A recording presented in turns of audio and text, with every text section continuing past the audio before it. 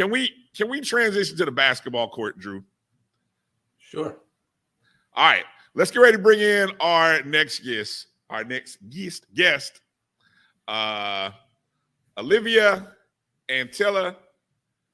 Liv, about to bring her up in a second. There she is.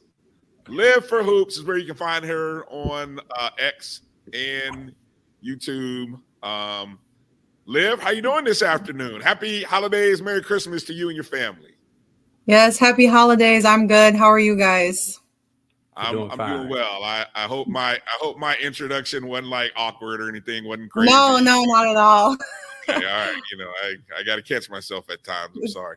All right, so we're in the midst of holiday season, and again, holiday hoops is a big thing going on right now. HBCUs are in the non-conference schedule, and again, if you're not following Liv, you're missing out. You know, I say this, Drew. Some of the best follows on game days. Chris Ferguson on game day. Chris, I love the way Chris covers the CIAA on football Saturdays, and Liv, because basketball is every night. Liv is every night. She's 24/7, 365. If there's a break in the schedule, maybe that's when Liv gets a chance to hang out and go out and enjoy time with the family. But other than that, she's locked in on these games, whether it be the women's games, the men's game. So that's why, I enjoy following Liv on Twitter. So let's kind of just go overall big picture, Liv. Let's start with who are the 5 teams. Let's start with the women and then go to the men. Who are your top 5 women's teams thus far in the non-conference, and then jump over to who are your men's top 5 teams? In just the SWAC or overall? We could go overall. I know you're heavy SWAC, okay, but I know you definitely cover it all. You see it all. Yes. So this was honestly something I was thinking about earlier, because these last games since last week, it's made it really hard to rank these teams, because there's been teams who were in my top 5 that lost to a lower team, but they still have better wins than some of these other teams. The end of this non-conference season it's been really good basketball being played across the board. For me, for sure, the top 3 still in Division I HBCU women's basketball is UAPB, Jackson State, and Norfolk State. UAPB has those big wins. They battled Ole Miss. That third quarter really brought struggles for them. But besides that, every other quarter was really good. Jackson State, they've had good wins versus St. John's, who is out of the Big East. And obviously, Norfolk is leading the way with 8 Division I wins, and they have 2 games left in their non-conference, so they could possibly hit that 10-win mark. Other teams for me, and I know I saw you were talking about, I was about to start drinking the Kool-Aid, but I will throw North Carolina A&T in there. They have done good. The reason they initially fell out for me was because they lost to Mercer, which was a game I thought they should have won. But they had a really, really good showing at the Stetson Holiday Tournament this past week. They looked like a well-oiled machine, which is what they usually always are. And then I won't leave Bethune out, although they lost to A&T. They're still up there for me because, again, they're leading based on records in the SWAC. They have 8 wins, and they have really good wins against Bradley, Iona, Georgia State, Jacksonville. Like, they've beat quality teams. Iona won their conference last year and went into the tournament. So they've been playing really well. Those are probably my top 5. But honorable mention, I'll say University of Maryland Eastern Shore. They've been a shock. Like, they've been playing really, really, really well. They have 2 CAA wins over this past week. And then I'll throw Grambling in there because they've been staying pretty consistent. And again, they've had that Pac-12 win versus Arizona State. And I can't go without congratulating Southern. They were due one. They have been so battle tested. They have one of the hardest non-conference schedules. People forget that they took Miami down to the wire when they played at Miami. Then they went into Oklahoma. They looked so good the entire game. They really did. And so I'll throw them in there because that was a big non-conference win for them. Yeah, I do admit the Kool-Aid, I almost drank it with Bethune. The minute I was ready to kind of start giving them some props, the men and women, and the women go and get dusted by A&T, and then I have to recheck. I'm like, wait a minute, how come I haven't been paying attention to A&T? And I noticed they had the win over Wake Forest. Norfolk didn't get the win over Wake Forest. A&T was one of those teams that, last year, weren't they in the top 3 in the CAA? They finished at the top of their conference last year, yeah. Yeah, so I mean, they might be able to do something this year. I'm surprised we haven't heard anything about Howard. You mentioned your surprise team. Howard's women usually have been in the mix lately. Yeah, they've had a few really close losses. I know one of their players got injured at the beginning of the season, so I'm sure they're adjusting because she was one of their quote unquote go-to players. But once conference play starts, as we all know, the non-conference records don't mean a lot once we get into conference play because we roll those balls out and it's different. I do think they will still finish towards the top of the MEAC, but we'll see once conference play starts. But I think everyone's looking at their record, what is going on? But I'm pretty sure they'll be fine. Drew, will you jump in on this? Because one of the things that I watch now is I watch these conference RPIs. Because you and I will get to talking in late February and March about the importance of your conference rating. And it should be noted that the SWAC right now, out of 32 conferences, right, has a conference RPI of 13. And I don't know if I've ever, since we've been doing this, Drew, I don't know if I've ever noticed the SWAC being in the top 15. How about the first upper half of conferences for their women's basketball? Drew, explain a little bit how those conference RPIs work into favor at the end of the season. Well, basically, for those at-large teams, obviously they're going to seed out the top 16. If you've done anything with these seedings, it goes in kind of a snake form. 1, 2, 3, 4 get or those 4 number 1 seeds that you typically see: East, Southeast, Midwest, and West. And then whoever number 5 goes in with the 4. And number 8 goes with the 1, and they go through that through the top 16. Those are the top 16 teams in the nation, regardless of whether they won conference championship or did not win conference championship. So they go through, they get all those teams out the way. All your, what are there? There are 30, I believe they're 34, 35 at-large bids that go out there. Plus your conference champions, 30 some odd conference champions. So as they go through and they see these teams, the higher your conference rating gets, especially once you get past those Power 5 teams, that basically kind of determines what seed line you're going to go on. So if you're a conference champ and you got a good conference rating, that realistically means we are not playing on Tuesday night. That's what that means.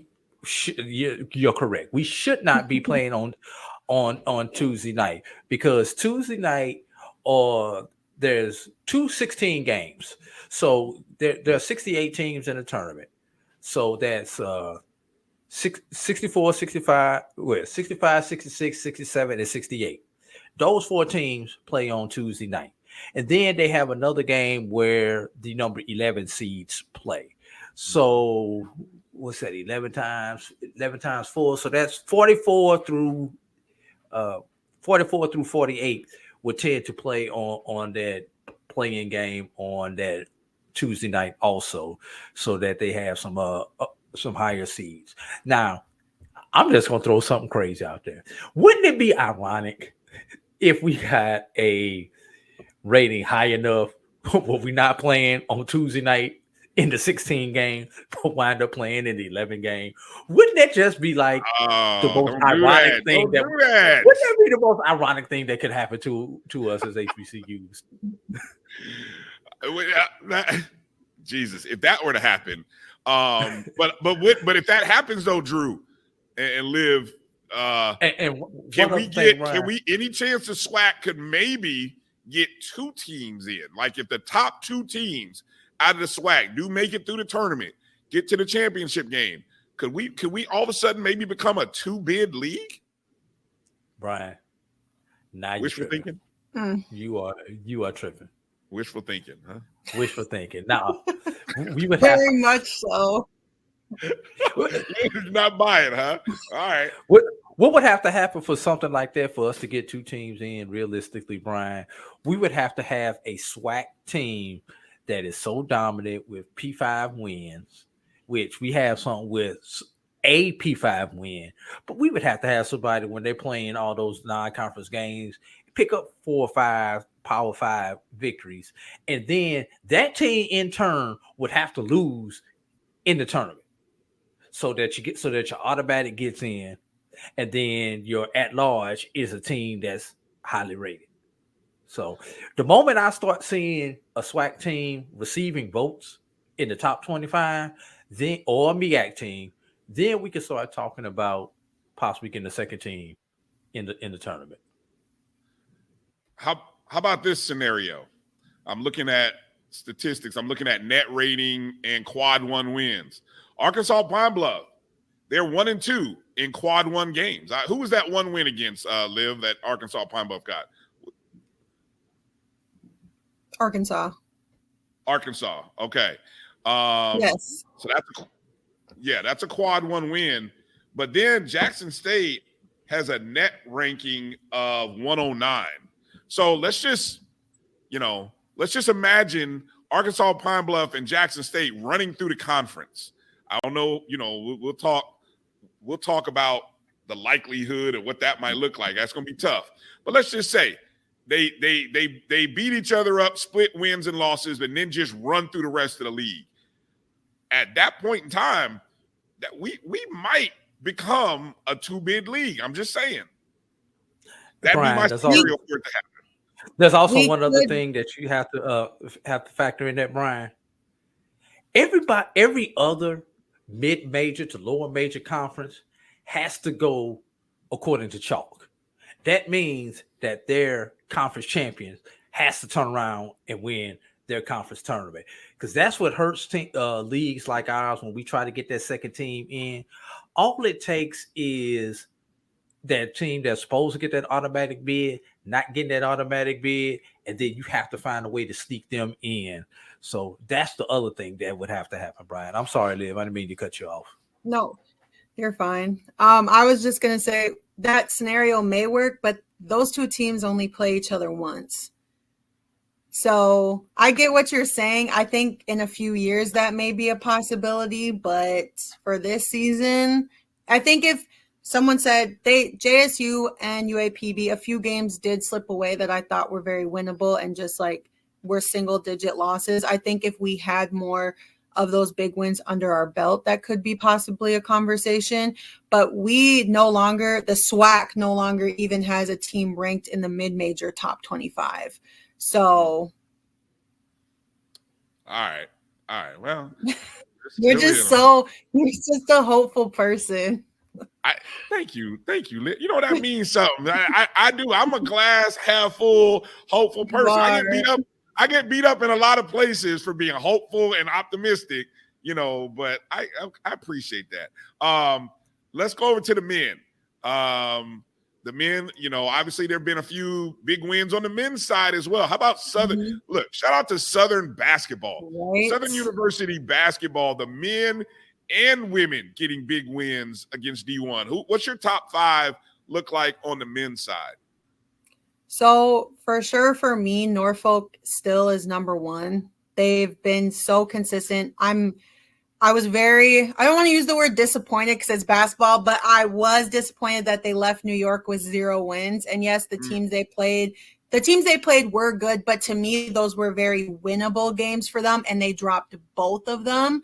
And then they lost to UTEP, and I watched that game, and it was down to the wire, and they missed some free throws at the end and ended up losing. But then they turned around and beat South Dakota State. I mean, their resume is really good this year and leading the way of consistent Division I wins.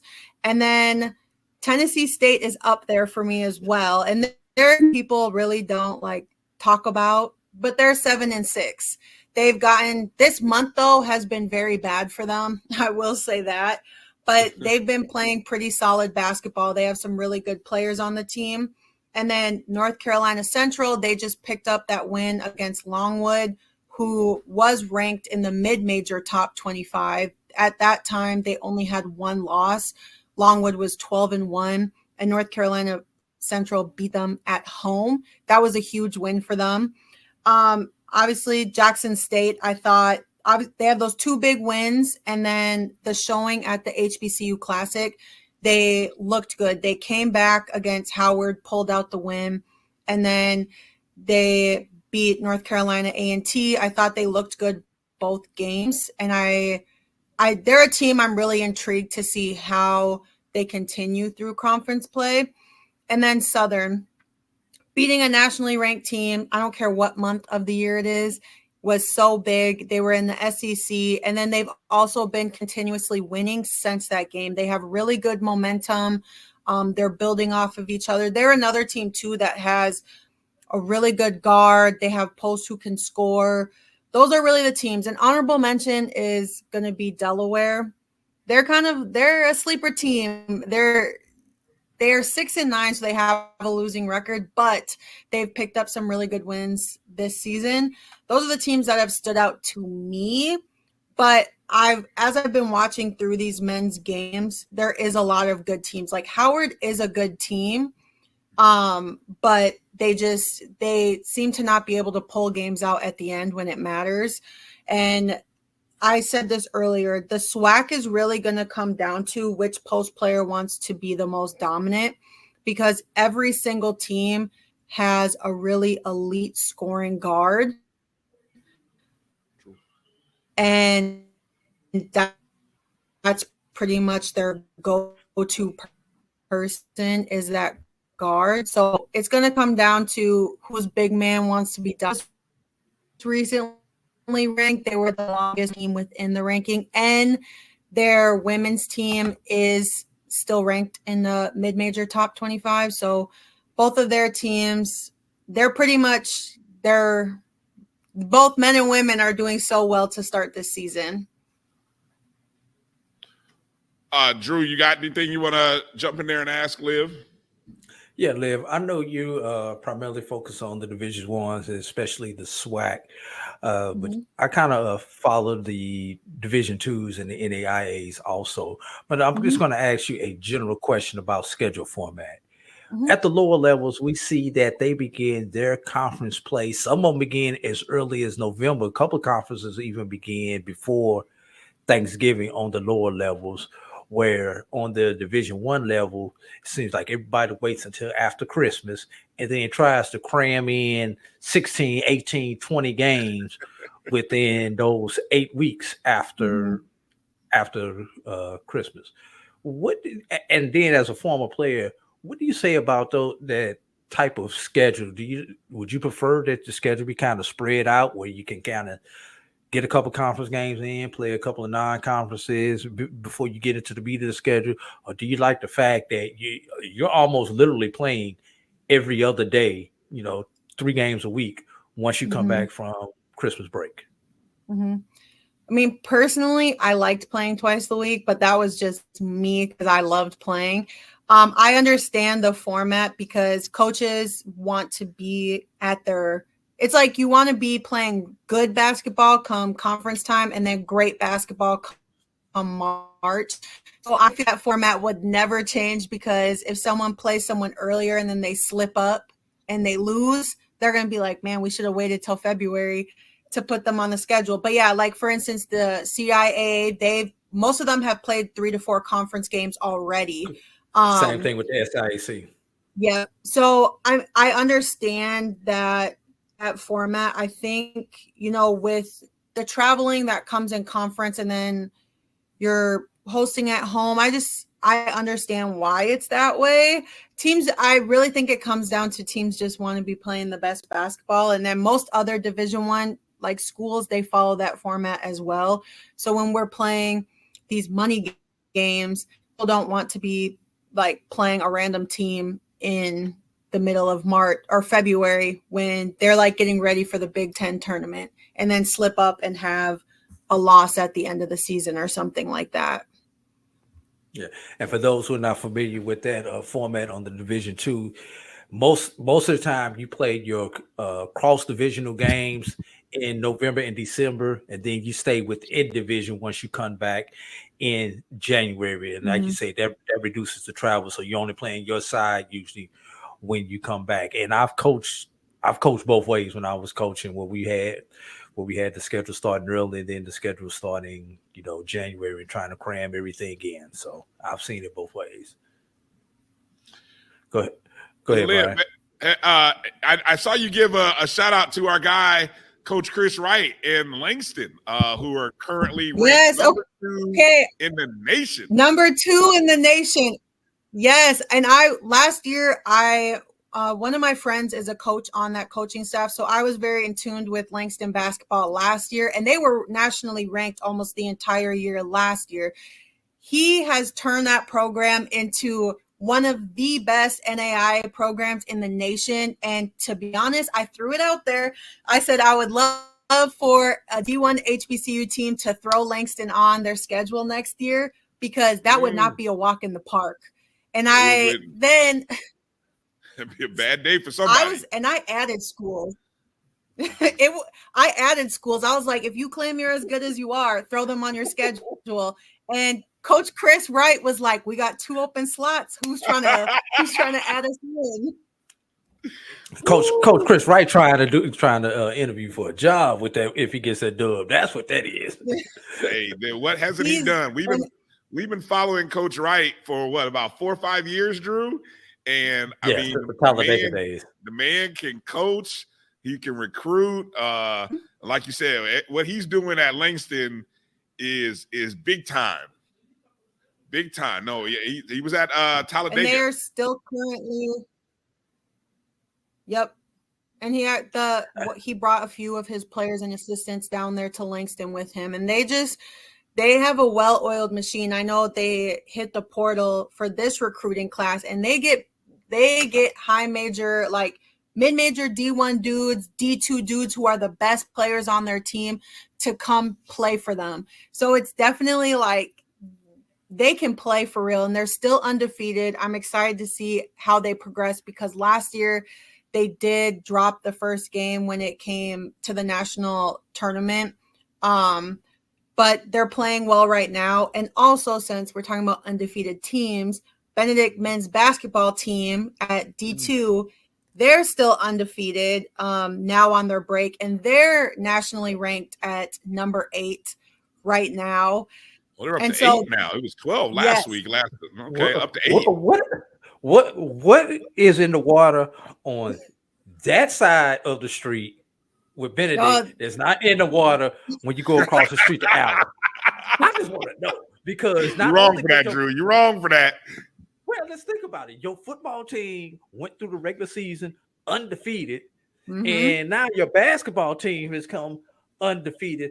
These bros they got something going on over there. They got some special kind of training and everything going on over there when it comes to the men's athletics right now at Benedict.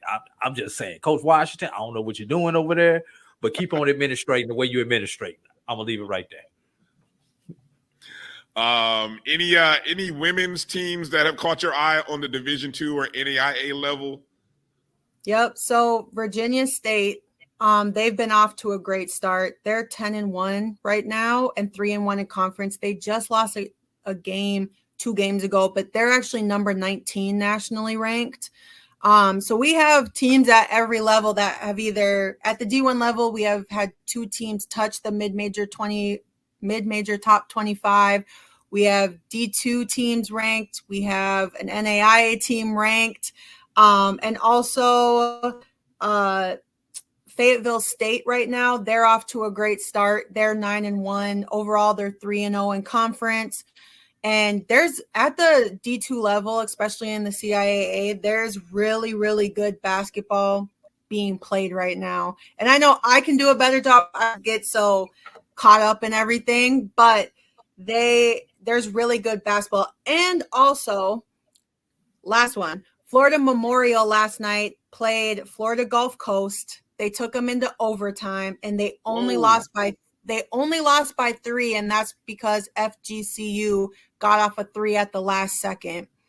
And so that's crazy for an NAIA HBCU to go toe-to-toe with a Division I team till the very, very, very end. So I was like, man, that was so exciting. I woke up this morning and saw that. And so it's just really, I'm glad that, HBCUs at every single level are putting on, not even just for basketball, but obviously for football. They've done it for softball. They've done it for volleyball. And so all sports are just they're handling their own. And those are things we love to see. And correct me if I'm wrong, both Florida Memorial men and women are having outstanding seasons this year. Yes, they are. They are. All right, so this brings me to a great question that it just came to me. It's been germinating in the back of my head. We and Drew, and we're going to bring Liv in to help us determine this. This year, the BCSN SportsWrap, we're going to do the best basketball program, men and women. So we're going to take the men and the women, and we're going to say which school is the best basketball school. So we're going to take the men, take the women, and we're going to say, like right now, I would say like Southern, two programs that are playing well. Jackson State, 2 programs playing well. We just mentioned Florida Memorial, 2 programs playing well. We got to find some other nominees out there, but I think look at Miles on the Division II level. Yeah, Miles and women. And Tuskegee, men and women. I believe the women lost their first game and have not lost since. Norfolk State, men and women. So like a basketball school award, like maybe we have a top 5 basketball schools in HBCU, something like that says, yes, your men are great, but the women are greater. Yes, the women are great and the men, so I don't know. Somehow we got to find a way to do this, because I think a lot of times what gets lost in the sauce is, we think men sometimes and we forget about the great ball that the women are playing, or vice versa. If the women are a dominant historic program, maybe you forget about the men. I would even throw Xavier in that mix. Xavier, men and women have. So I just throw Bethune in there. And I hate to say that. I'm just kidding. I guess we can throw Bethune. I was about to say they're both of those programs they're both nationally ranked in multiple categories. Yes, they have dropped some games, but they are both respectively leading their divisions of the flag. Liv, if you as a former player who actually bled and gave sweat on the court, I'm just watching in the fans and on the sideline, right? I'm watching on TV, but if you can support Bethune, I will find a way to do it as well. If you turn the other cheek, you won't see me again. I'm just gonna let you know. All right. So yes, we can include Bethune, but we need to come up with that. I think that would be a very cool thing to do in 2024 and do like a top 5 basketball schools where we look at the men, the women, and now we just figure a way how to do it that way. What do you guys think about that? Good idea, bad idea? What do you think? That sounds like what worked for me. That's what that sounds like. There'll have to be specific criteria, because then people are gonna be like, well, how did you come to that? Why did you pick that? Like, just criteria. But I think that's a good idea. And also be the best coach across all divisions, women and men, just the top coach of the basketball season. Okay, we got some stuff to work on in 2024. Look, I'm gonna let you help draft that criteria, because we're analytics guys. We put up numbers and we look at the numbers, and then people will be fussing about, oh, well, that team beat so-and-so. And then Drew will tell them, hey, but the numbers say this. And then I got to turn and look and say, yeah, Drew said the numbers. So we're going to find a way. These folks been trying to buy me a new computer for the last 4 years, even though I bought 3 in the last 4 years. But I don't care if I buy it back on PC. It ain't good enough for y'all. Yeah, exactly. So, yeah, you watch when we come out with the BCSN top 5 in January, which is all computer-based rankings, Liv. So, we let the computers do the talking. We know you do a great job of evaluating everything you see on the floor, but sometimes we let the computers do the talking. So when you see our rankings are all computer-based, all numbers, all analytic numbers driven. So that's why sometimes people – they get in their feelings, especially at the beginning of the season. But guess what, Drew? What always happens at the end? Usually it comes out about right. Market correction. Market corrects itself. Right. All right, Liv, let me get you out of here. So any up? Let me. Okay, I'll ask this one question. Best win on the women's side is by who against who? Best win. It has to be UAPB versus Arkansas in Fayetteville. And that was the first ever Power 5 win that UAPB had. So that was it for me. All right. Best win on the men's side against who? I mean, there's only one team that beat a nationally ranked team. Hey, and it was Southern versus Mississippi State. I don't care.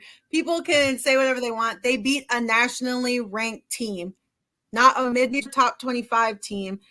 A top NCAA ranked Division I team in the top 25. So, and they did it on their floor.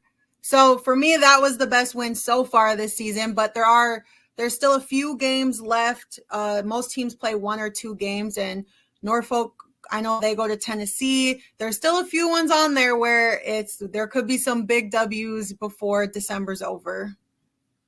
All right, Dim boys, I love that. That is a great there you go.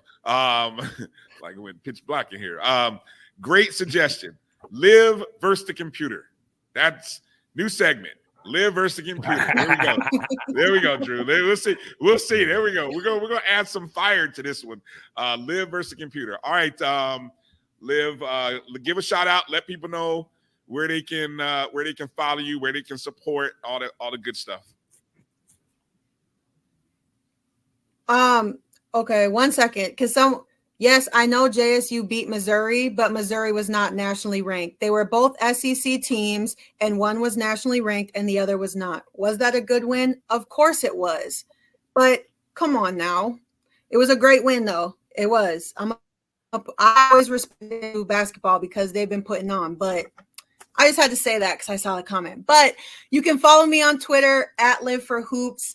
On my YouTube, LivForHoops, on January 5th, the night of January 5th, I will be doing a live stream recap of the non-conference play and conference play for the SWAC. And this will only be a SWAC talk, but it's on January 6th. So I'll be going over the opening day games, what to expect, who are my picks to win. So you should subscribe to my YouTube. It's just LivForHoops. The conference play, it will be a lot more, but for sure, follow me on Twitter because I'm extremely active on there, and I think I provide good information. So that's right. That's Live for Hoops or Die Lonely. Period. There you go. There's your slogan. There's the bad joke of the week. There's your slogan right there. Live for Hoops or Die Lonely. There you go. All right.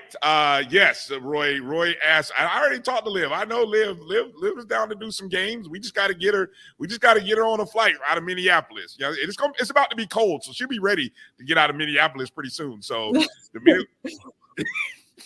yeah. So there we go. So all right, Liv. Merry Christmas to you, your family, and everything. I appreciate you. We appreciate you in all the spaces and places that you've made a difference this year, not only with the ONG, but with us and just everything in the HBCU diaspora. You are a great, I guess I could say new, but you're an excitingly new voice in this space. And I'm glad to see that people are gravitating towards your content. So Merry Christmas to you, Liv. Yes, Merry Christmas. Thank you guys for having me on. And Bryan, thank you for your nice words. It means a lot. So thank you guys. All right, let's take a break. We'll be back right after these words. You're watching the BCSN Sports Wrap right here on the Black College Sports Network.